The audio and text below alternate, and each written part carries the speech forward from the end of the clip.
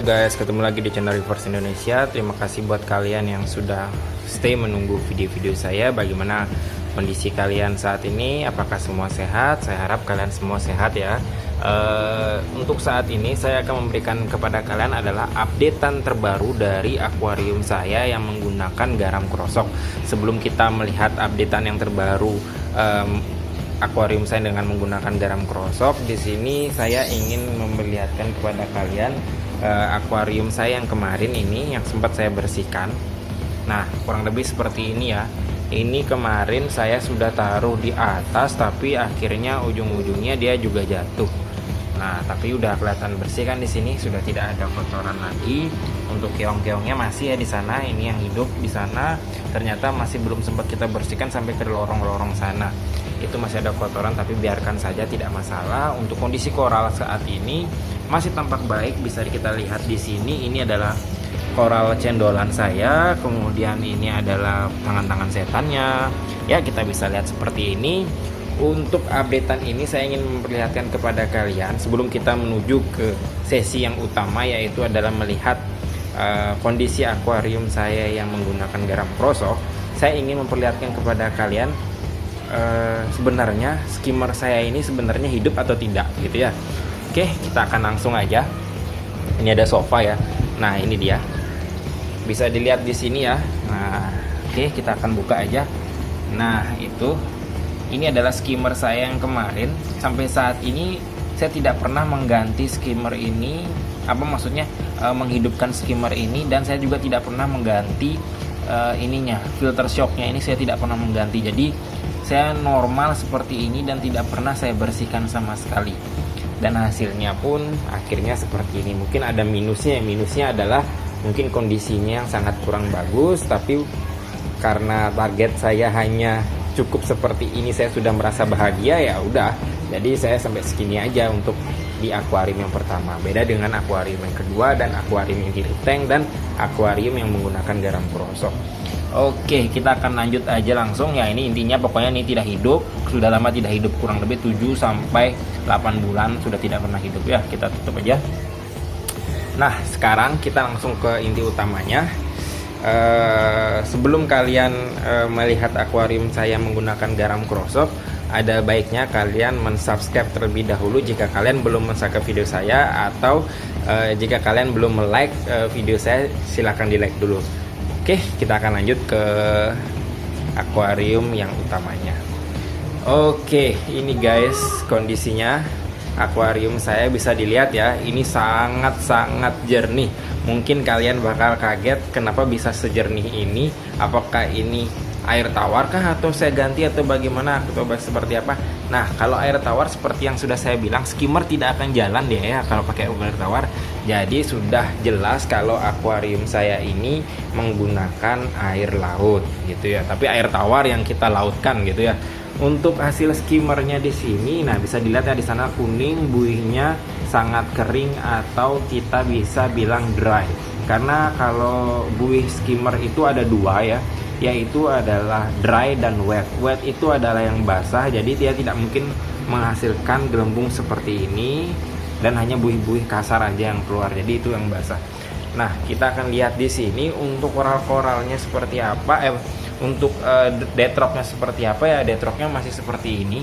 Kemarin sebenarnya pasir-pasir ini tidak ada sama sekali. Ternyata pasir-pasir ini dibawa oleh garam yang kemarin saya sempat tuang ke dalam akuarium ini. Jadinya dia tidak bisa tersedot masuk ke dalam filter. Nantinya pasir-pasir itu saya akan sedot secara manual menggunakan penyedot air seperti biasanya aja. Tapi kita bisa lihat di sini ya, akuarium saya seperti ini ya. Untuk airnya, gelombangnya saya buat naik ke atas biar lebih banyak arusnya. Nah, itu untuk gelombang air di bawah bisa kalian lihat sendiri. Kalau ini tidak ada pergerakan, jadi pasir-pasirnya mungkin tidak bergerak karena pasir kan masanya berat ya, masanya itu lebih berat ketimbang. Nah, ini ada yang kecil ini. Nah, itu kita bisa lihat itu cukup bergoyang, berarti ada cukup arus yang di bagian bawah. Kurang lebih seperti itu. Inilah kondisi akuarium saya saat ini. Dan bagi kalian yang penasaran salinitasnya berapa, nah di depan kita ini sudah ada alat hidrometer. Ini adalah satu alat hidrometer yang sering saya pakai dan selalu saya pakai setiap saya ingin mengecek kadar garam di akuarium saya. Oke, kita langsung aja cek kadar garam di akuarium saya berapa ya. Kita langsung ambil aja. Nah, rencananya kan akuarium ini akan saya pakai sebagai fish only gitu, atau akuarium khusus ikan. Karena seperti yang kita tahu, untuk memelihara ikan dan koral itu sangatlah berbeda gitu ya, atau ada perbedaannya lah gitu ya. Karena sempat saya sudah tanya juga ke salah satu toko ikan hias yang ada di Denpasar, khususnya toko ikan hias akuarium air laut. Saya sudah sempat nanya salinitas yang biasa dipakai itu berapa sih gitu ya. Dan banyak teman-teman juga yang menyarankan salinitasnya itu berapa. Ada yang bilang di komentar yaitu salinitas 1021 itu sangat baik untuk ikannya. Kemudian ada yang bilang di toko ikan hias sendiri sih saya ngeceknya itu adalah berkisar antara 1022 sampai 1023 gitu ya. Jadinya rencananya dan keputusannya nanti untuk akuarium ini mungkin secara pelan-pelan lah ya. Dari yang sekarang ini adalah 1024 kurang atau hampir menyentuh angka 1023, nantinya akan saya turunkan lagi sampai ke 1022. Nah, rencananya pada saat 1022 nanti itu baru saya akan taruh jenis-jenis ikannya. Rencananya karena saya udah banyak para subscriber saya juga menyuruh ikan botana, rencananya memang akan botana dulu yang saya taruh di sini untuk mengetes kondisi air dan beberapa ikan lainnya juga. Tapi untuk pembersihnya saya masih mengandalkan para keong-keong itu. Nanti saya akan taruh keong-keong turbo di akuarium ini juga. Tapi itu masih sangat lama ya, karena ini baru berjalan kurang lebih 1 minggu kurang.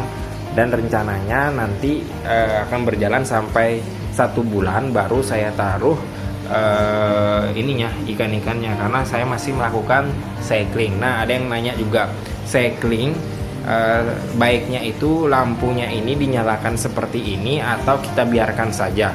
Nah, kalau saya sendiri sih saya nyalakan ya, karena kalau tanpa lampu yang menyala otomatis lumut tidak akan tumbuh gitu ya. Terus mikroorganisme juga tidak akan berkembang biak, bakteri juga tidak akan berkembang biak. Itu kalau menurut saya gitu ya.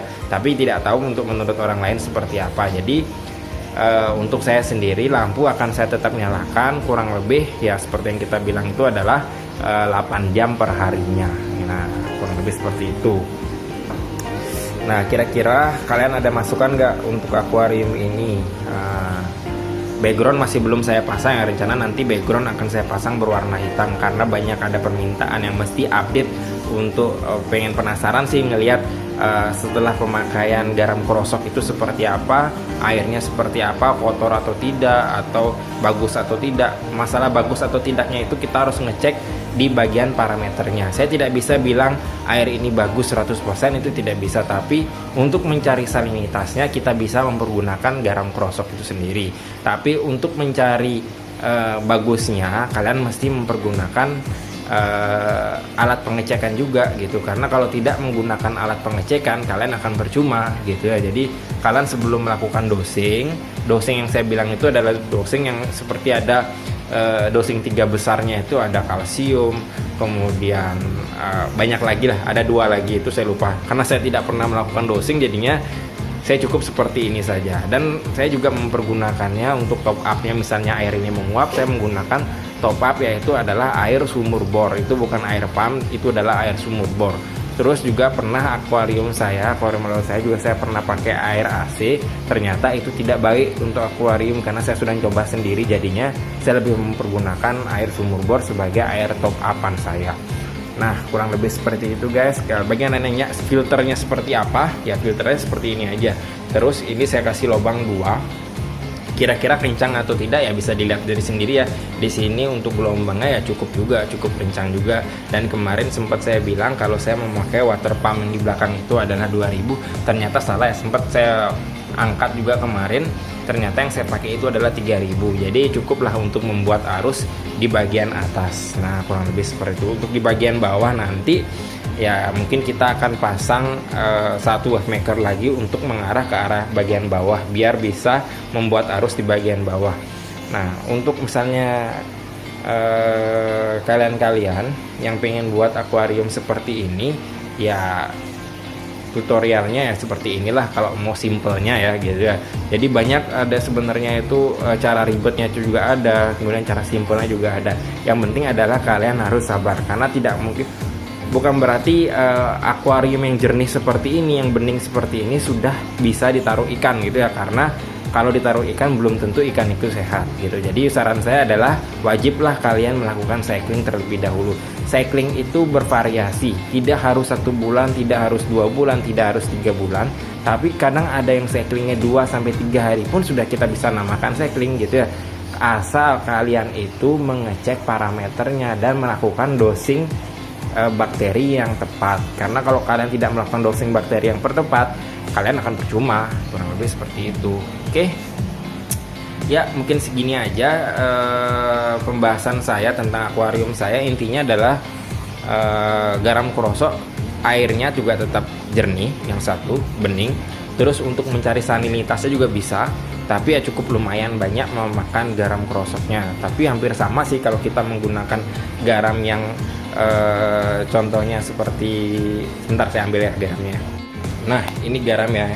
Ini yang udah biasa saya pakai juga, tapi di akuarium yang ini karena saya ingin mencoba rasa penasaran kalian, yaitu menggunakan garam krosok. Akhirnya saya menggunakanlah garam krosok pure yang ada di sini, tapi saya tidak mempergunakan ini gitu ya. Tapi kalau kalian mau mempergunakan ini juga sama, kurang lebih ya kalian pergunakan itu adalah 8-9 kantong, karena untuk penuhnya air ini juga kurang lebih ya sekitar 8 galon sampai 10 galon gitu ya. Jadinya ya disesuaikanlah dengan akuarium kalian, karena tiap akuarium ini kan berbeda-beda.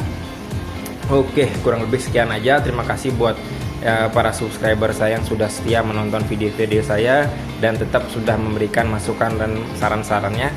Semua saran dan masukan, semua komentar kalian pasti akan saya baca. Tidak mungkin saya tidak baca. Kalau saya sempat pasti saya akan balas gitu ya, kurang lebih seperti itu. Terima kasih semua yang sudah menonton. Salam Reapers Indonesia, bye.